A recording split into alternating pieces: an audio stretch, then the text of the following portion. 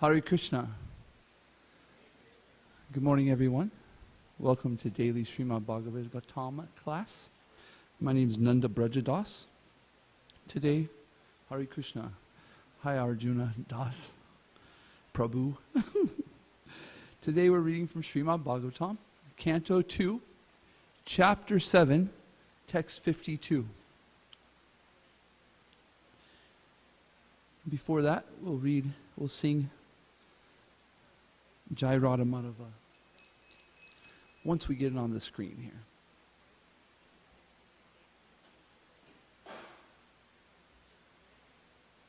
Hare Krishna, Krishna Krishna, Hare Hare, Hare Ram, Ram Ram, Hare Hare, Hare Krishna, Krishna Krishna, Hare Hare, Hare Ram, Ram Ram, Hare Krishna. There it is. Thank you, Dina Tarini. There it goes. It disappeared. Uh-oh. No. Yes. Oh, thank you. Garland.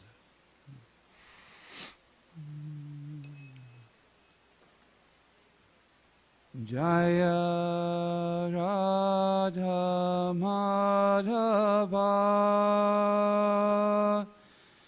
Kunja Bihari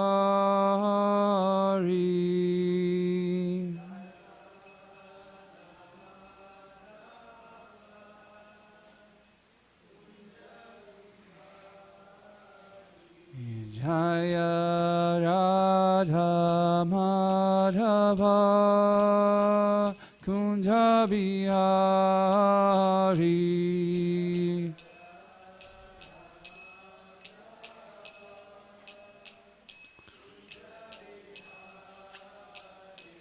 Jaya Gopi Jana Vallabha Girivaradari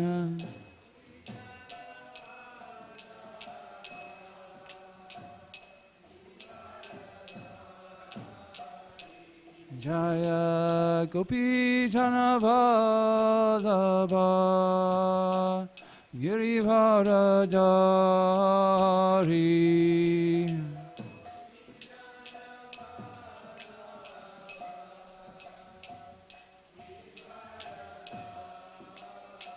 Yashoda Nandana Brajajana Ranjana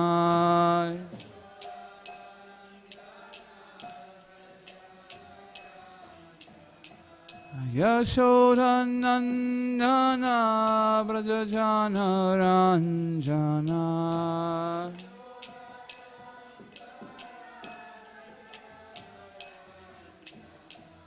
Yamuna Tira Vanachari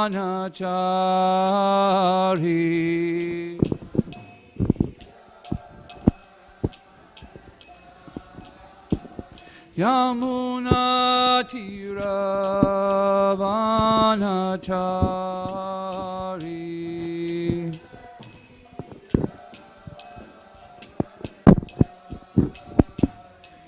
Jaya Radha Madhava Kunja Bihari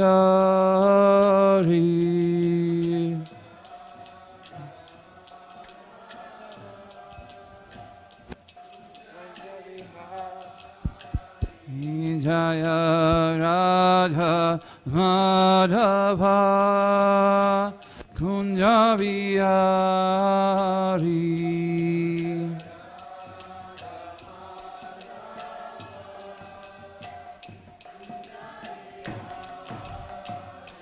Jaya Gopi Jana Vallabha Girivaradari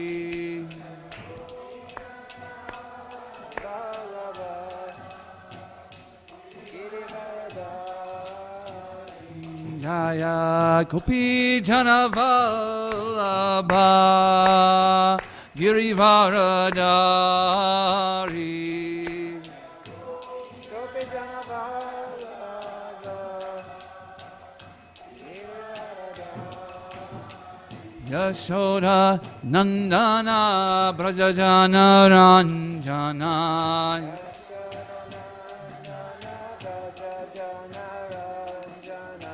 Yashoda Nandana Brajajana Ranjana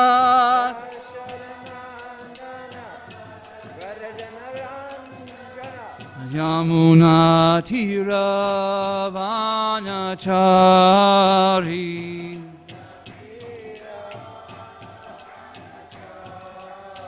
Yamuna Tiravanachari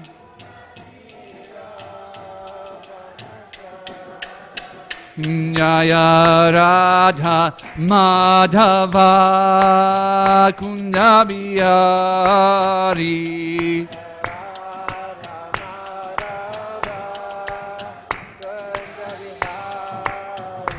Jaya Gopijana Vallabha Girivaradari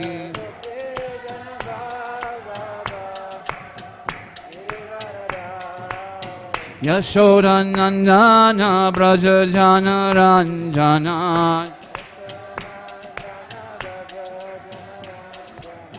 Yashoda Nandana Brajajana Ranjana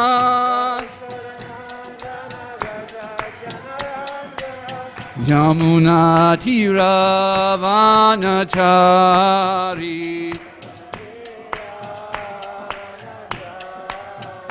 Jaya Radha Madhava Kundabiyari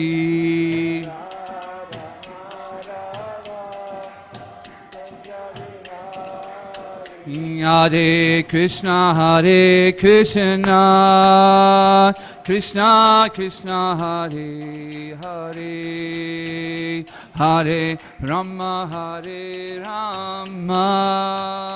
Rama Rama Hare Hare Hare Krishna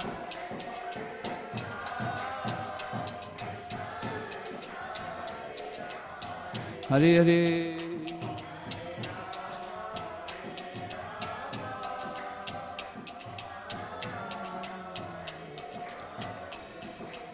Hare Krishna Krishna Krishna Hare Hare Hare Rama Rama Rama Hare Hare Hare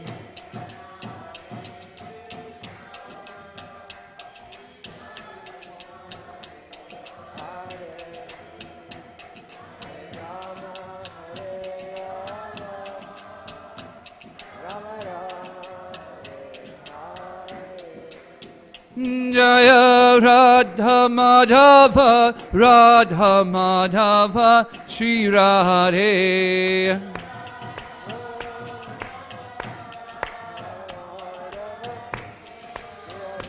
Jaya Radha Kala Sanji Shri Radhe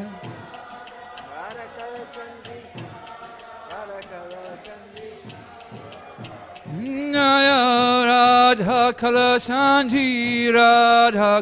Sanji Shri Radhe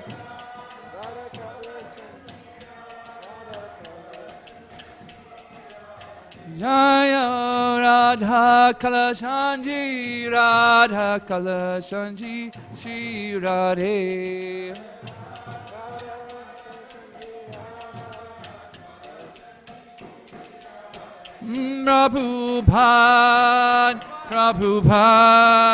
Prabhupada, Jaya Prabhupada.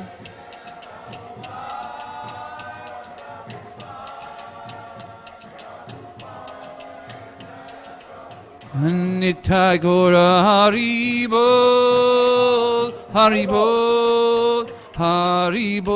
Nitai Gora Haribol.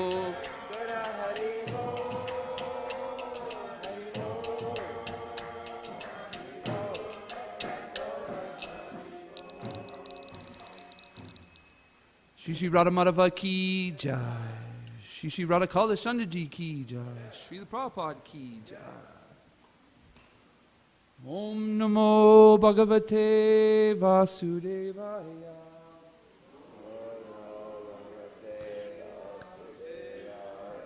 Om Namo Bhagavate Vasudevaya.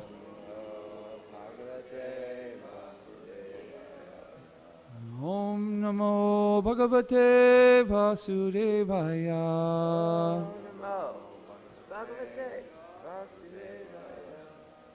Narayanam Namaskrityam Naram Chaiva Narottamam Devim Sarasvatim Visyam Tato Jayam Yudirayat.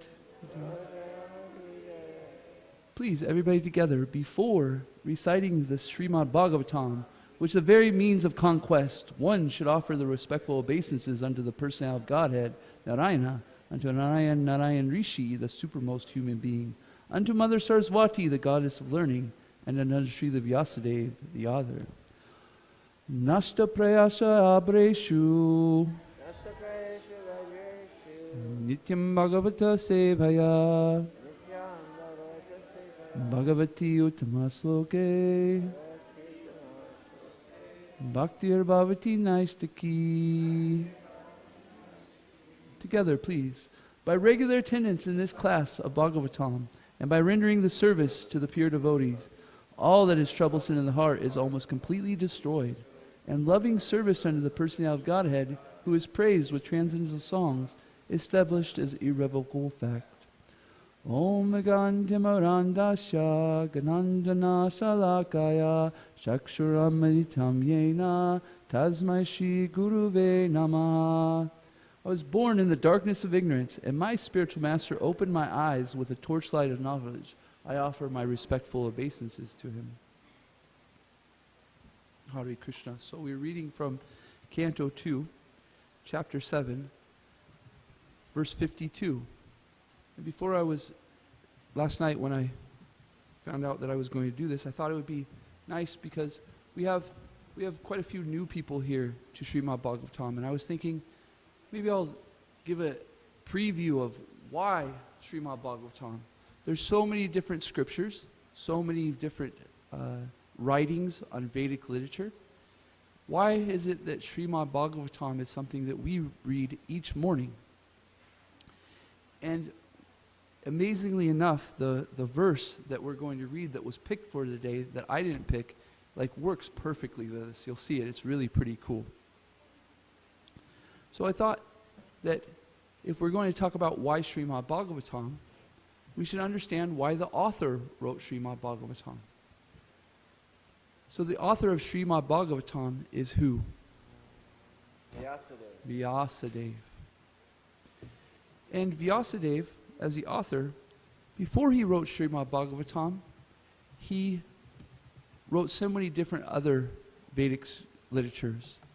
And why did Vyasadeva decide that it would be a benefit of humanity to write down the Vedic literatures?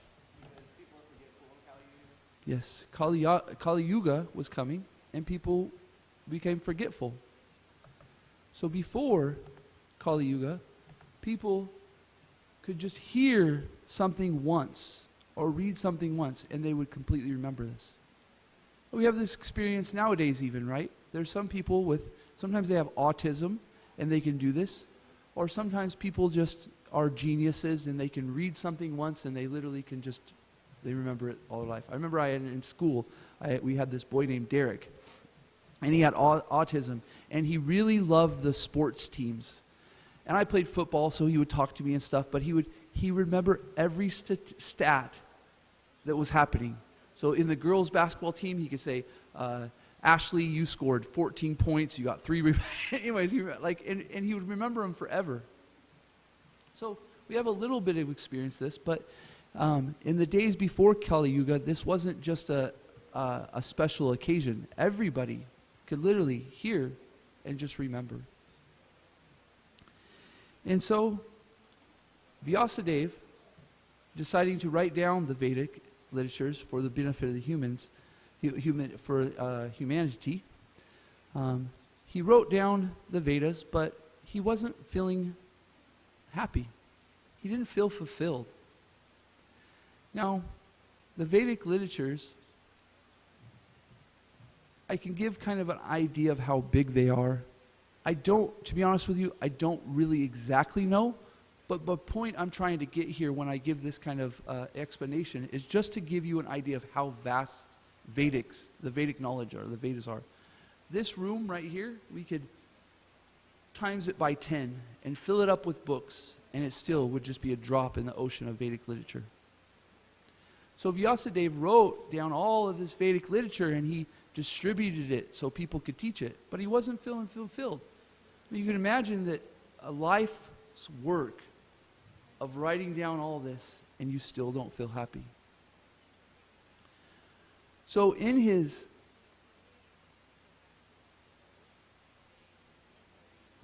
I don't want to say distress, but his contemplation of why he was feeling unfulfilled, somebody appeared. Who appeared to Vyasadeva? Narad Muni, right?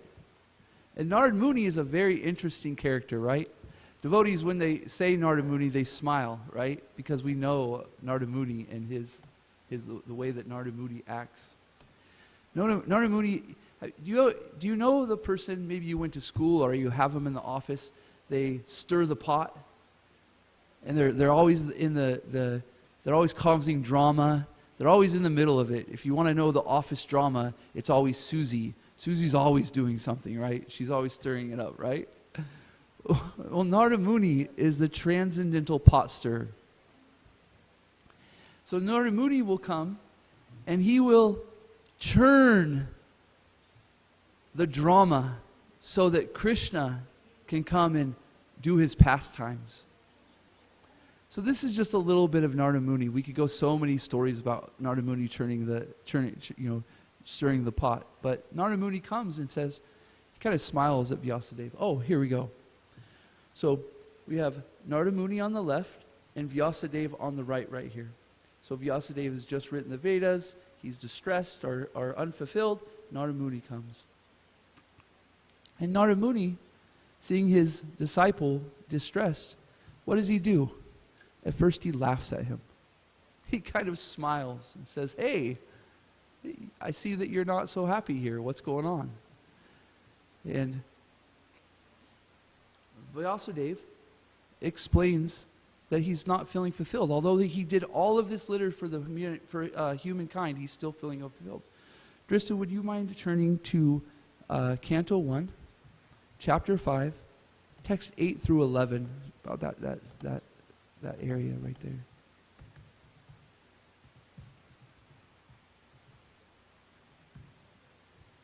Yes.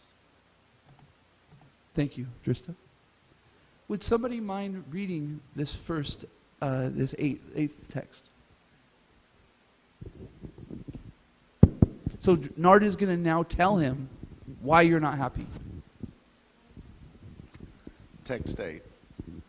Sri Narada said, "You have not actually broadcast the sublime and spotless glories of the personality of Godhead. That philosophy which does not satisfy the transcendental senses of the Lord is considered worthless." Text 9, please.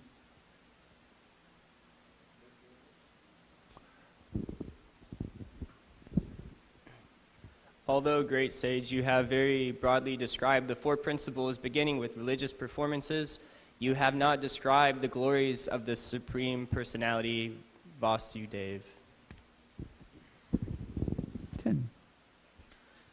Those words which do not describe the glories of the Lord, who alone can sanctify the atmosphere of the whole universe, are considered by saintly persons to be unto a place of pilgrimage for crows. Since the all-perfect persons are inhabitants of the transcendental abode, they do not derive any pleasure there.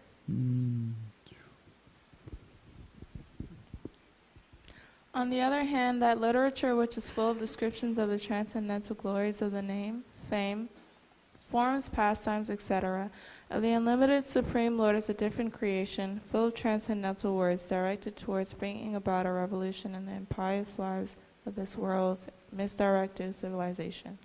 Such transcendental literatures, even though imperfected, composed, are heard, sung, and accepted by purified men who are thoroughly honest.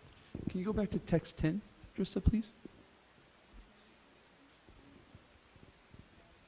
Those words which do not ascribe the glories of the Lord, who alone can sanctify the atmosphere of the whole universe, are considered by saintly persons, to be like unto a place of pilgrimage of crows. Where do crows hang out? James, where? Trash? Yeah? James, you play flute, and you're very good at it.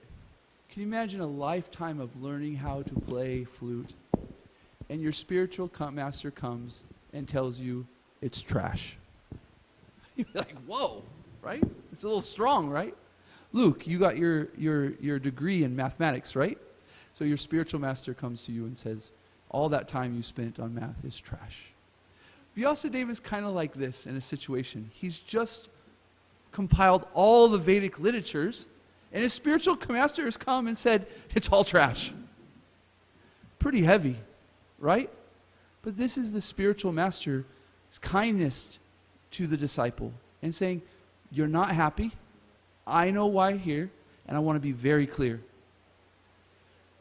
The literature that you've come is he says that you've simply given people the inclination to enjoy through religious principles. So the Vedas, we kind of talked about this yesterday. The Vedas often speak about Vedic rituals and religious principles. And this can tell people how to become materially benefited. You do this, you get this. You do this, you do that, you get this. And so Narada Muni says that if you really want to feel fulfilled yourself, then you have to do this for humanity. You have to describe the pastimes, the name of Krishna. And so this is the purpose of Srimad Bhagavatam. Narada Muni is now switched over from the Vedic literature to describing the glories of Krishna. And that's what Srimad Bhagavatam is. It describes the glories of Krishna's pastimes and his pure devotees. And there's so many different stories through the Srimad Bhagavatam to help us understand the situations we are in and how we can see it through transcendental literature and how to act and how to cultivate our character. So, in this compilation of Srimad Bhagavatam, there's a story of how we come to hear it in this form we read it right now. And that's in the story of Maharaj Parikshit. Maharaj Parikshit is a great king. It's okay. Very nice of you, Luke. Maharaj Parikshit is a great king. Everybody in Maharaj Parikshit's dynasty is happy. All the citizens are completely fulfilled. We can't even really imagine that nowadays, right? There's so much disturbance in our communities and in our world that it's just part of how we are. But in Maharaj Parikshit, he ran his country, he ran his kingdom so nicely that nobody was distressed. The story goes, though, well, actually, before that, I want to ask one question. Arjuna. What's Maharaj Parikshit's name mean? Oh, just a second, we got a mic here going. Go ahead, please. What's the meaning of Parikshit's name? Yeah. Okay, Sumedavi. The name of, we'll go down the line, Drista. What's Parikshit mean? The examiner. The examiner. So Parikshit's name, sometimes we have, like, my secular name is Nathan. And Nathaniel means a gift of God. And so Parikshit means the examiner. And why is Maharaj Parikshit why is his name the examiner? Arjuna or Sumedvi, would you guys like to take a shot at this? I apologize if I put you in it. No? Okay. Who can explain? Is anybody here? They can explain why is Maharaj Parikshit named Maharaj Parikshit, the examiner? Looking for Krishna, who protected him in the womb of Mother Uttara when the atomic weapon Brahmastra was cast by Ashwatthama. So he was protected, and he happened to look at the most wonderful, beautiful form of Krishna, as short as the size of the thumb. So he was wondering, and he was, out of his curiosity, he was looking for that person. Always examining. So he was always examining everything in the world, looking for Krishna. So Prabhu was mentioning that he was in the womb of his mother, and Ashwatthama, who was an enemy, wanted to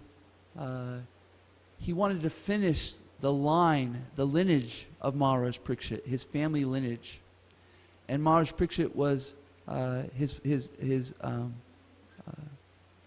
his father had already passed, and he was the last. He was anyways the next in the line. And so, trying to kill the lineage, he threw a weapon to try to kill Maharaj Parikshit in his mother's womb. But when that happened, Krishna appeared and saved him.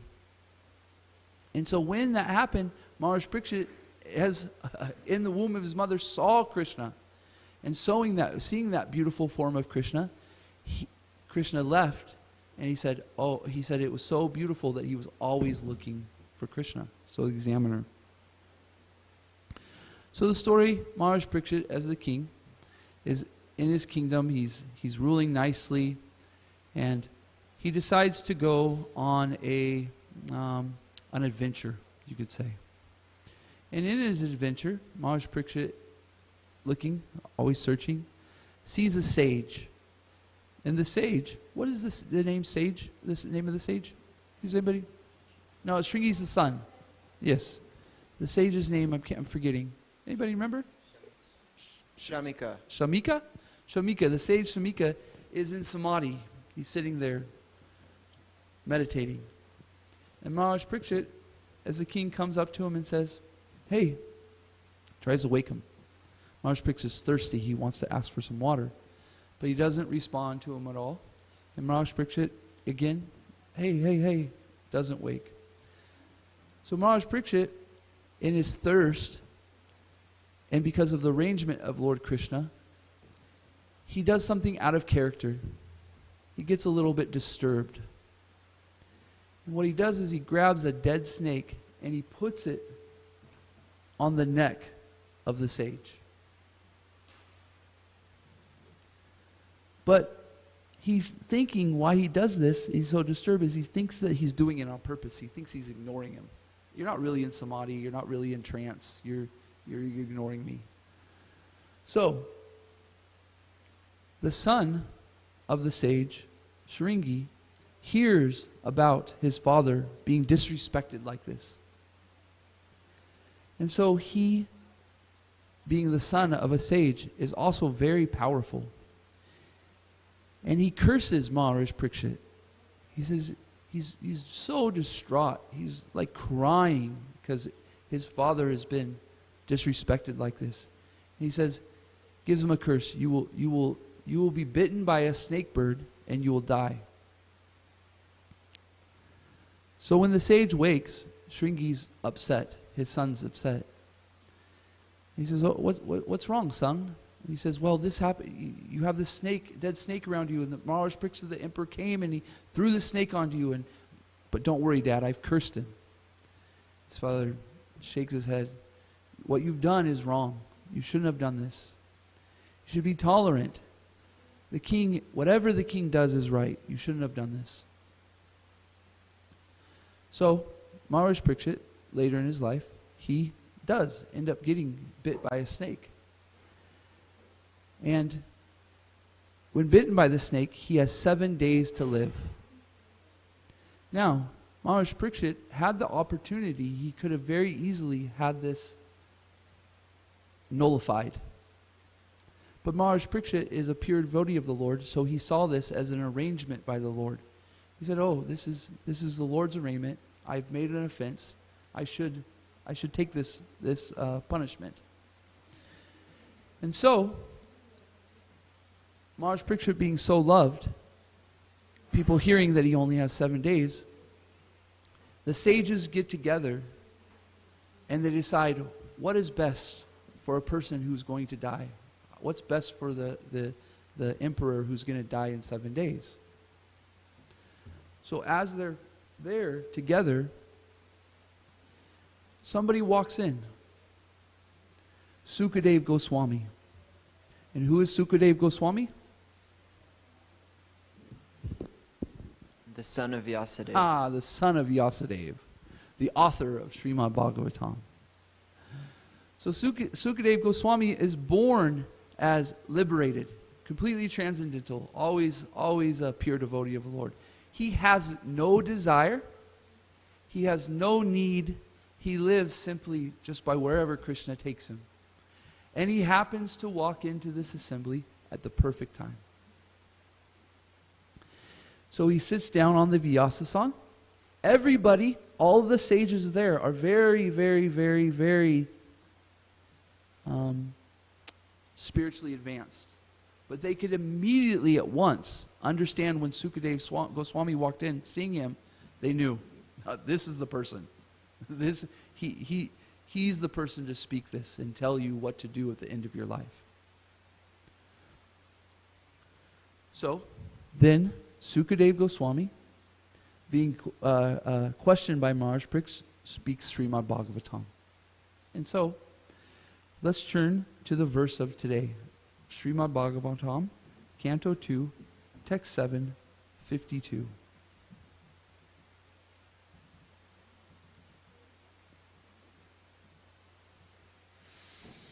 Okay, we'll recite the Sanskrit. Yataharo Bhagavati Nirnam Bhaktir Bhavishati Sarvatmani Akhilyadari. Hare. Thank you. Sarvatmani Akhilyadhe. Iti Sankalpya Varanaya. Yatahara Bhagavati Naranam Bhaktir Bhavishati Sarvatmani Akhiladharhe Iti Sankalpya Varanaya. Please chant. Yataharo Bhagavati Naranam Bhaktir Bhavishati Sarvatmani Akhiladharhe Iti Sankalpya Vanana. Haro Bhagavati Bhaktir Bhavishati Sarvatmi Anarkarde Iti Sankalpya Varnana.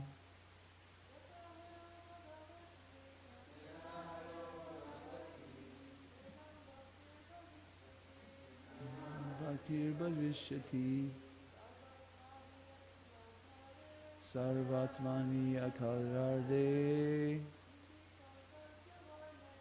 Inki Sankalpya Varnaya.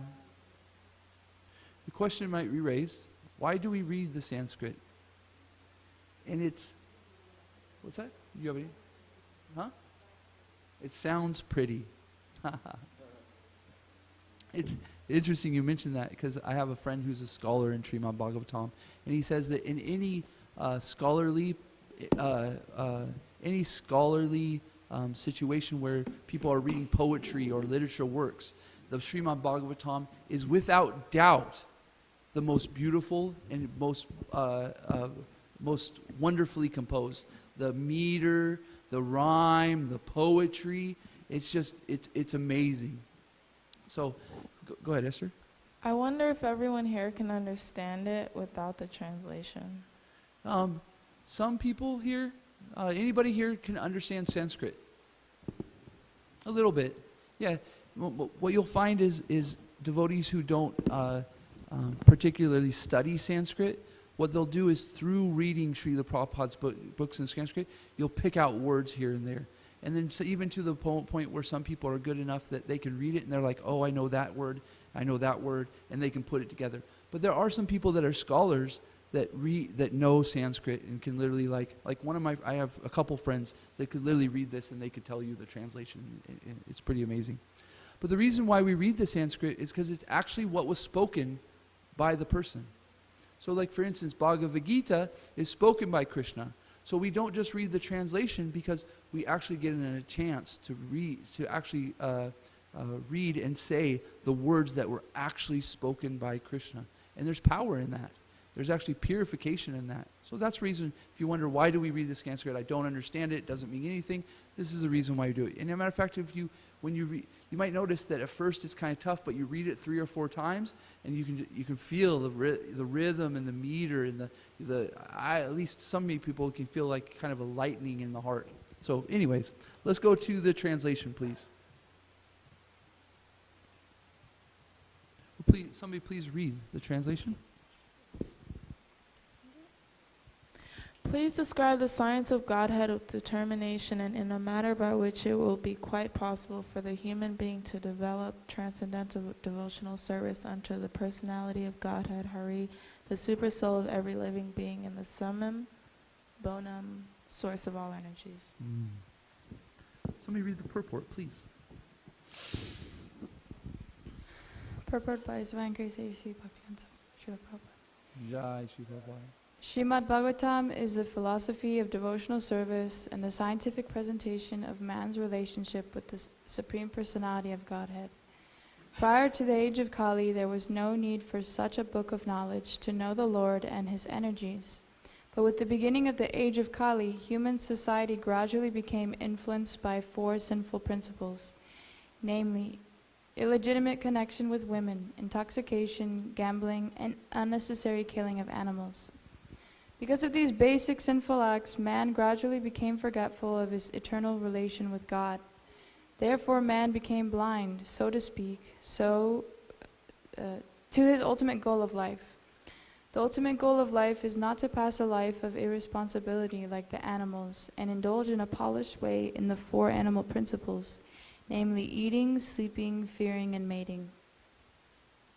For such a blind human society in the darkness of ignorance, Srimad Bhagavatam is the torchlight to see things in proper perspective. Therefore, it was necessary to describe the science of God from the very beginning, or from the very birth of the phenomenal world. Next paragraph, please. So if you can either read it or somebody else can, either way.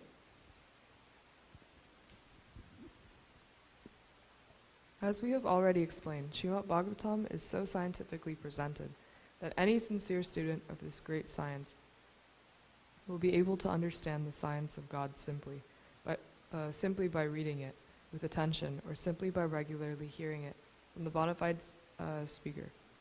Everyone is hankering after happiness in life, but in this age the members of human society, blind as they are, do not have the proper vision that the personality of Godhead is the reservoir of all happiness, because He has the ultimate source of everything. Janmadi asaya yata. Happiness in complete perfection without hindrance can be achieved only by our devotional relationship with Him. And it is only by His association that we can get free of distressful material existence.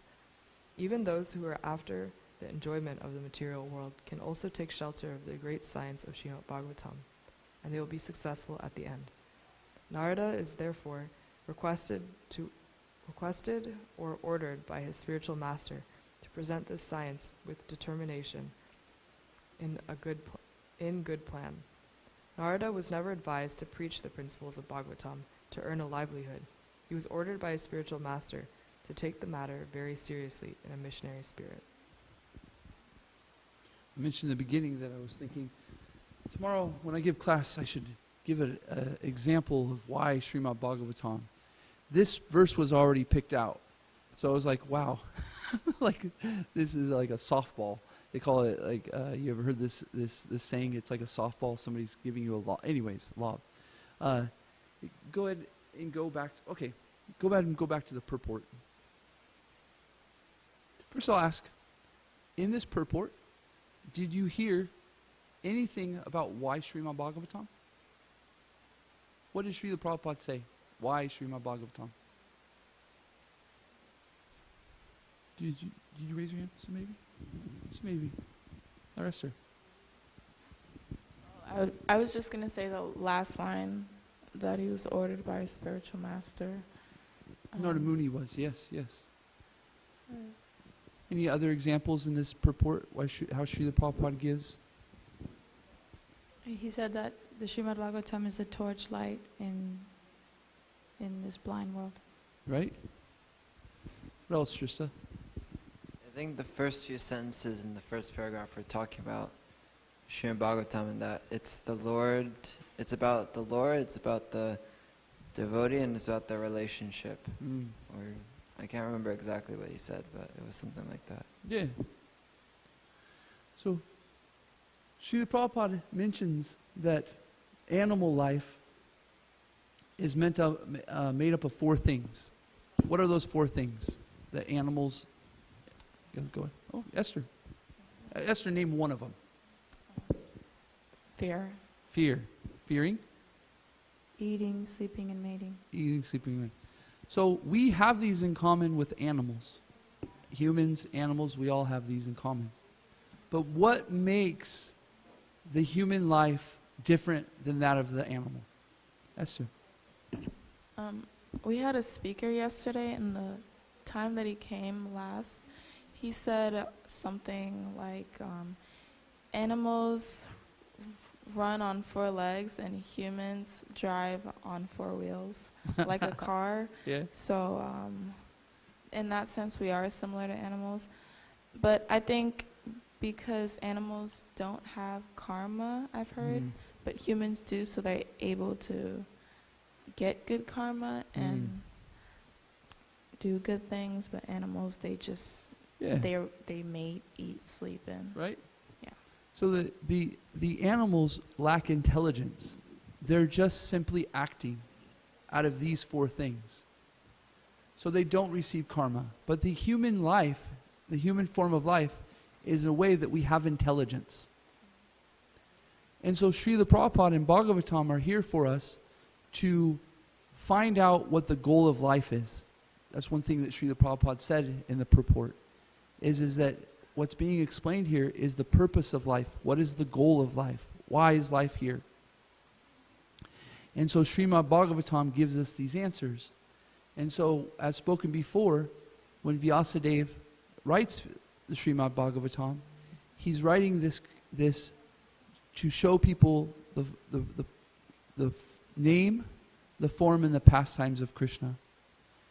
And because of this, that we consider the Srimad Bhagavatam the literary incarnation of Krishna. So in this chapter before, we had spoken about different incarnations of Krishna. He comes in so many different... Jose, what were some of the incarnations of Krishna that were spoken about before? Some of them are fun. Nrsimhadev. Nrsimhadev, right? Nrsimhadev is the half man, half lion incarnation. What other incarnations of Krishna were spoken about before? Kurma. Kurma. And what is Kurma? He's a turtle. Kurma is a turtle. Krishna came in an incarnation as a turtle. What else? Braja. Kurma? Braja. Braha. Braha. A boar. A boar. He came as Vamanadev. Vamanadev was a dwarf. So we like to think that Krishna just came in this, this form of Krishna and stuff, but he came in so many different ways. And one of those incarnations is this Srimad Bhagavatam. So when we read this Srimad Bhagavatam, it is non-different than Krishna. We literally, just by touching it, reading it, hearing it, are connecting with Krishna. And when we connect with Krishna, we come in contact with spiritual nature. And spiritual nature is Sat Chit Ananda, completely blissful, full of knowledge, and eternal. And that's what we're hankering for, is that constitutional position of complete bliss, complete knowledge, and eternal. And by associating with Srimad Bhagavatam and spiritual energy, we start to take up this nature. Esther, you had a question. I was going to say, do the other incarnations, is that like also with other religions, how they have different gods? Because Yes. I've heard that it's all the same God, but it's just like at different times he comes as in different ways to speak to different people of those times. So is it kind of like that? Yes. Krishna says in the Bhagavad Gita, I come to reestablish religion and to get rid of the miscreants. So he'll come in different ways and shape and forms to do that, yes. So if you do me a favor and turn to Srimad Bhagavatam, Canto 1, Chapter 2, Text 18.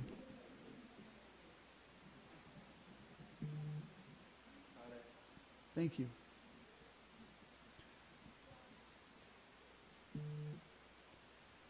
We read this every day before Srimad Bhagavatam class.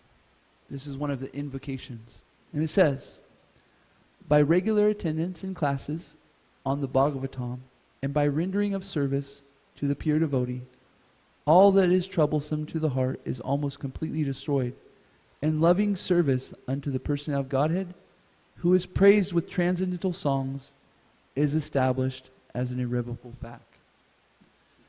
So this association with the literary incarnation of Krishna regularly, every day, and by service to the pure devotee, then all the things within our heart that are troublesome, all those things that are making us unhappy or creating unhappy, they will be swept away. And not only are those swept away, but at the same time, our love and our growing of love for Krishna develops. And this is why we read Srimad Bhagavatam every day, and this is why we encourage everybody to read Srimad Bhagavatam, because there literally is no other text like this. Hare Krishna. Any questions, comments, thoughts, concerns? Uh-oh. Just So we're talking about how Bhagavatam is the literary incarnation of Krishna, and we understand that we have a relationship with Krishna, and we have, we have a very unique relationship with Krishna, and Krishna is also a person. So how does that necessarily translate to a book? Like, for example, these other incarnations, it's like you can kind of interact with them, but the book, it seems like how will you have the relationship you have with Krishna with the book? so, we go ahead. Well, I was just going to say you can love a book. Absolutely, right? So many people love different stories. So, our culture, our Krishna culture, is actually a culture of Srimad Bhagavatam culture. Through Srimad Bhagavatam, we can literally read every psychological situation that somebody can come through. So by studying Srimad Bhagavatam, you can actually start to see it practically in your life. There'll be situations in your life and you'll go, oh, I remember a story that went like this, and oh my gosh, this is what's kind of going on. This is what's going on in my life. Oh, what did that devotee do? How did this person act? Oh, how is this person acting that I should, how is this person acting and how I should react? Anyways, the point being is that through Srimad Bhagavatam, because of Krishna's potency, it's not just a book that we read and put it on the shelf. It actually becomes active in our life. It actually starts to see it through our daily living. And that's what makes Srimad Bhagavatam so unique and becomes actually a culture, not just a book. Does that answer your question? Partially? Or good? Okay. Different rasas. Oh. That's a good question. How do our rasas, specifically, what's our relationship with Bhagavan? Well, that's the thing, is it's unique to the person. I don't want to repeat myself, but I'm kind of thinking the same thing, is that the uniqueness of Srimad Bhagavatam is that people will read it and it will be active in their life in different ways. Different people will see different stories. Some people will be more attractive to Narada Muni and his stirring the pot. Some people will be very inclined to Nrsingadev and how he protects Prahlad. So that, some people will be attracted to the stories of Krishna in the 10th canto and his activities. And so there's so many different stories in Srimad Bhagavatam that attracts different people with different personalities and different natures. However, again, I don't mean to repeat myself. The wonderful thing about Srimad Bhagavatam is, in a whole, it is actually, everything is there. Every situation that somebody can come to can see practically how it's in their life and how Srimad Bhagavatam is asking us to respond. It's pretty cool. Yeah. Yes. I was thinking, like, Srimad Bhagavatam, we associate with Srimad Bhagavatam every single day. Like, we read it in the morning and we hear the stories from Bhagavatam, and we become, like, invested in those stories. Like, you're becoming invested, like, in that sense to Krishna, because Bhagavatam is like a literary incarnation. So every time you read it, you're developing that relationship. Every time we recite a verse, we're developing that relationship. Or every time you get, like, emotionally invested in, like, oh my God, what's going to happen to Parikshit Maharaj? That's also getting emotionally invested in it. So that's developing that relationship with Krishna. But like, in terms of, like, a rasa, like, I don't know exactly what it would be, because you're learning from Srimad Bhagavatam. So I don't know, maybe whatever rasa, like, maybe Guru would be under. I don't know I don't know what category that is. But it's not exactly like, I know we say we serve Srimad Bhagavatam, but I wouldn't say it's exactly like Dasyam or anything. A little advanced. Sorry.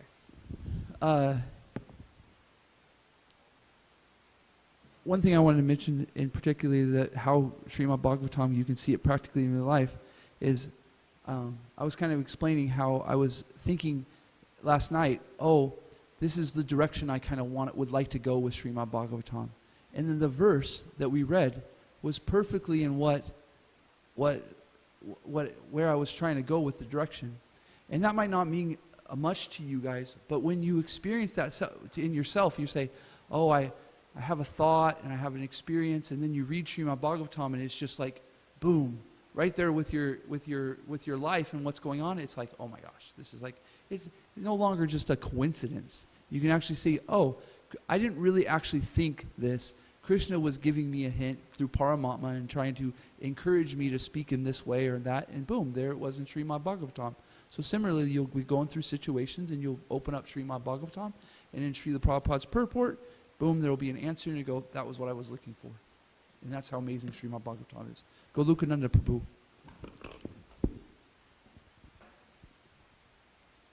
Thank you very much for a wonderful class, Prabhu. Thank you, Prabhu. So, what comes to my mind is three things I would like to mention. First thing is, when Srimad Bhagavatam, as a dialogue started between Parikshit Maharaj and Shukadeva Goswami, there were 6 questions asked by Parikshit Maharaj. So this last one was, I'm just paraphrasing, so who does Dharma take shelter of after Krishna's departure? So the answer given by Shukadeva Goswami is Bhagavatam. So that's how, answering his question. That's how we look at as devotees or practitioners of devotional service. Second one is talking about the meditation. There are 5 types of meditations called Nama, Rupa, Leela, Guna, and Seva.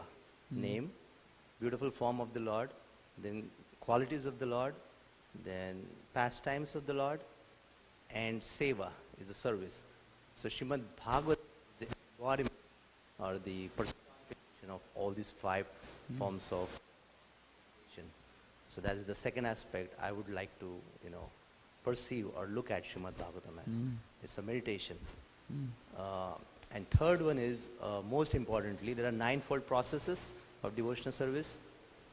And each of those practices are, we have the personality exhibiting the fullest form of, or rather characteristic of, form of practice of those nine processes. Mm-hmm. So Parishit Maharaj is the embodiment of hearing, Shravanam, and Shukdev Goswami is the Speaking. Kirtanam aspect.